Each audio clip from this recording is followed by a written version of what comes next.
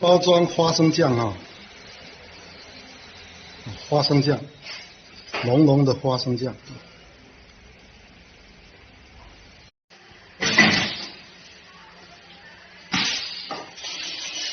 现在有下了吗？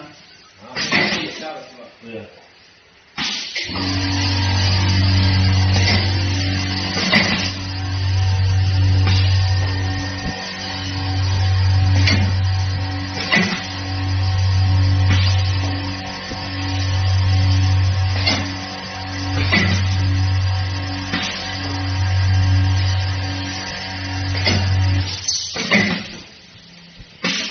布料搞对应该是什么？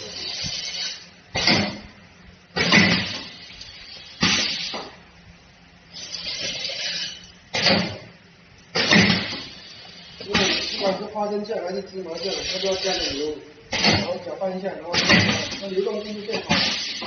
现在这个做完全就下来，不然它是坨坨的，一坨一坨的下不去的。没物料。没有。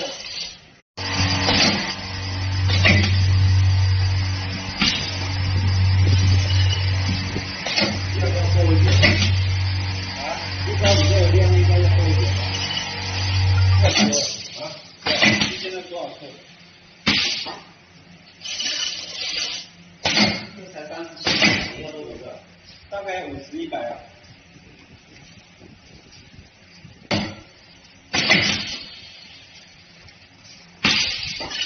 里面如果有物料，里面有物料就比较不会，就不会来。这个我拿回去跟他们说，这样品不行。这样品我现在开始那些搅拌的下来了。样品不行，跟他们说一下。开始搅拌下来了。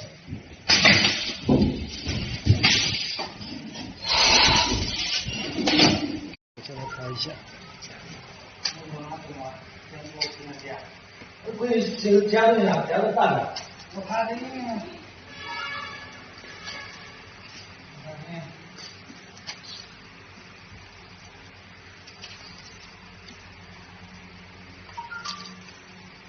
这个你给他看一下，我先下去。